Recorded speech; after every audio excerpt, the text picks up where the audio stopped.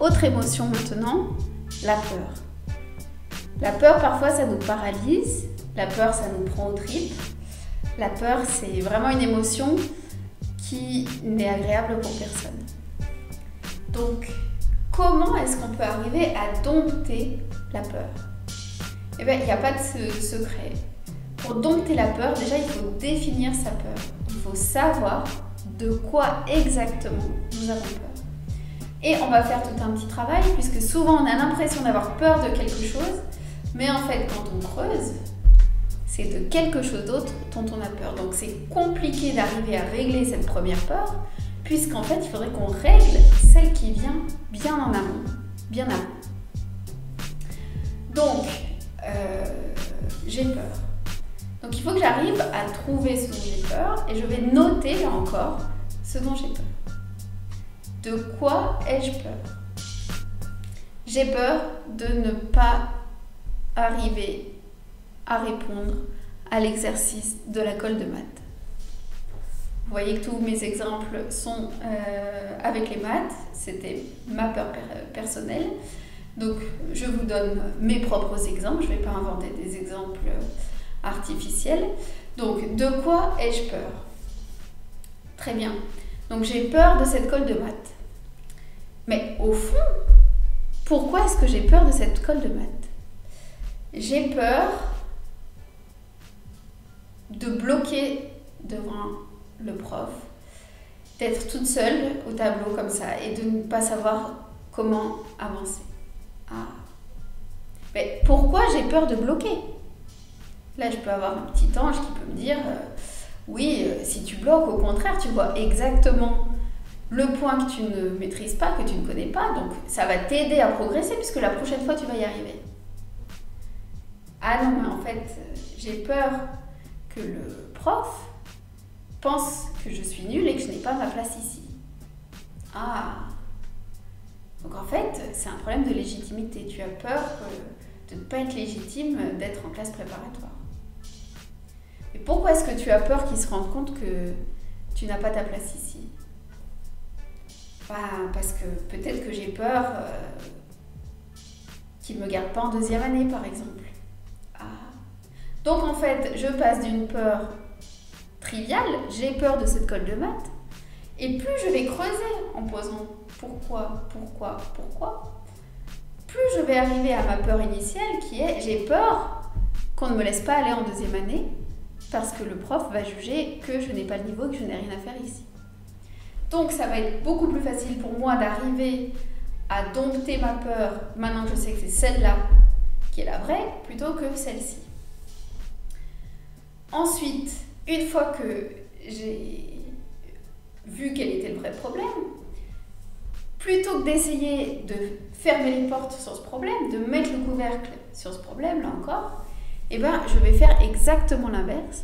Je vais creuser le problème et je vais me projeter dans le pire du pire. Au pire, qu'est-ce qui va se passer? Donc, au pire,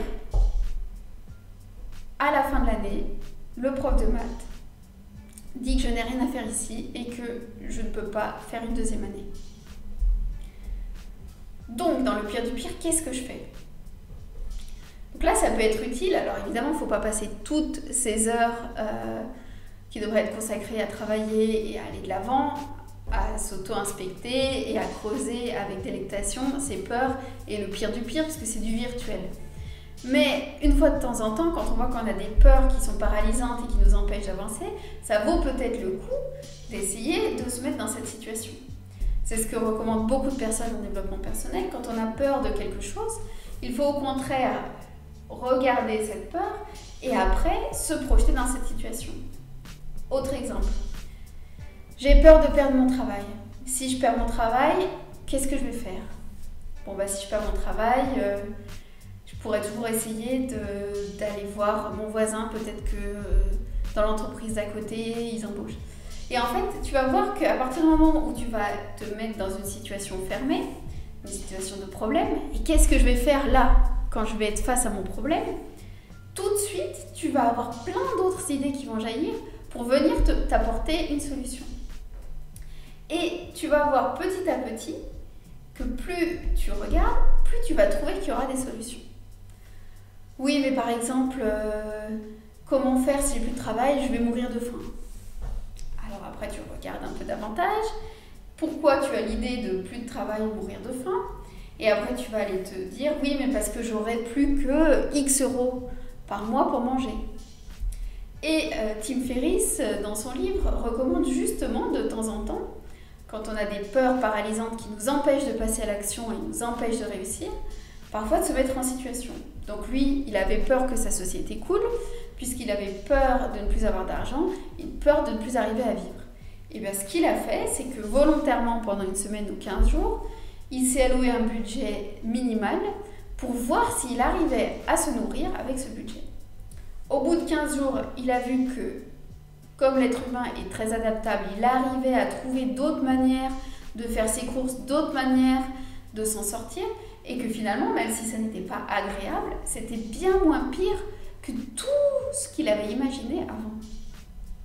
Et là, c'est un point très intéressant, c'est-à-dire que parfois, on imagine que les situations sont bien pires, sont catastrophiques, on imagine qu'il n'y aura pas d'issue si jamais un événement arrive, mais quand on se confronte à cet événement, finalement, c'est pas si important. Donc moi, dans mon exemple, j'aurais pu me dire, à l'époque, au pire, en fin de première année, ils veulent pas me laisser passer en deuxième année. C'est pas grave, soit je trouve une autre solution, je négocie pour qu'ils me laissent, ils me laisseront sûrement, j'ai des très bonnes notes dans les autres matières. Soit je change de prépa, soit je me réoriente. Et est-ce que me réorienter, c'est dramatique? Peut-être, peut-être pas. Quels sont mes objectifs? Et là, je reviens à mes objectifs. Mon objectif, c'était de pouvoir gagner correctement ma vie, c'était de pouvoir avoir un métier qui m'enthousiasmait, c'était pouvoir avoir un impact. Est-ce que je suis obligée de passer par cette école pour avoir de l'argent, pour avoir un impact, pour avoir la vie que je veux? Pas forcément. Donc là, je ne suis pas du tout en train de dire qu'il faut relativiser et se dire que finalement, on ne veut plus vraiment cette école puisqu'il y a d'autres manières de s'en sortir. Je suis juste là pour vous dire que parfois, on fait des zooms avant qui réduisent notre champ de vision et on a l'impression qu'après, on est prisonnier et la peur peut devenir trop forte et nous suffoquer.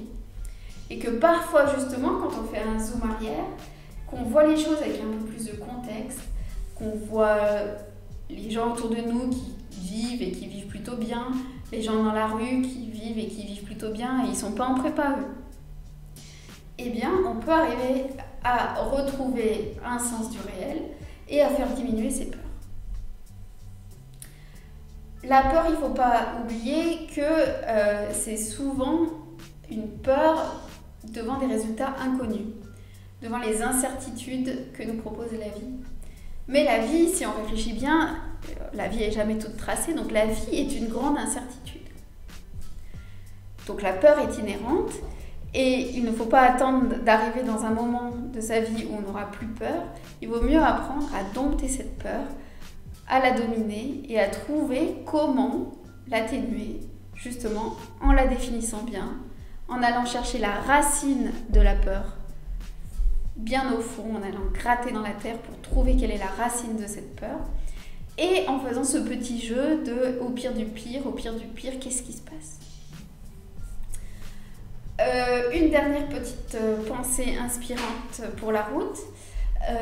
Souvent, quand on a peur de quelque chose, on a peur de quelque chose quand on sait que c'est cette chose dont nous avons le plus besoin, que nous avons le plus besoin de faire. Je ne sais pas si je suis bien claire. C'est souvent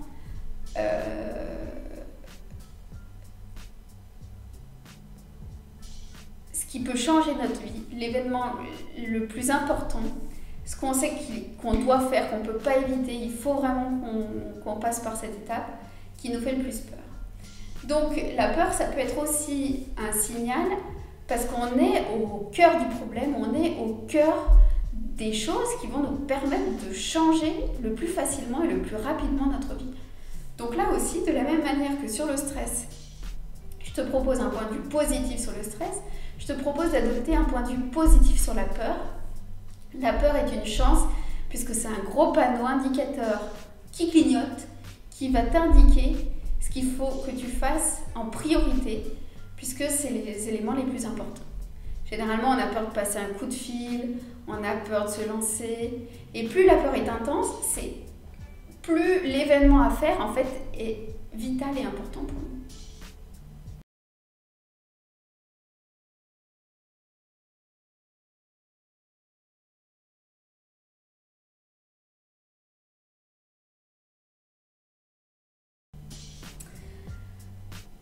Pour finir, j'avais déjà abordé ce sujet, je ne sais pas si tu t'en souviens, je te propose une petite phrase à se répéter si vraiment la peur devient trop intense et que tu as besoin de t'apaiser. Donc, main sur le cœur encore, tu peux répéter, même si je rate ma colle de maths, même si on ne m'accepte pas en deuxième année, je m'aime et je m'accepte comme je suis. On peut se répéter comme ça, même si je ne passe pas en deuxième année, je m'aime et je m'accepte comme je suis. Une variante aussi très intéressante, ça peut être même si j'échoue ou j'ai une mauvaise note à cette colle, je suis en sécurité ici et maintenant. Puisque souvent la peur touche à des choses vitales, justement à notre sécurité. Est-ce qu'on est bien? Est-ce qu'on est en sécurité? Est-ce qu'on est en danger? Et donc le fait de se dire à soi-même qu'on est en sécurité, qu'on s'aime, ça tranquillise en profondeur l'esprit.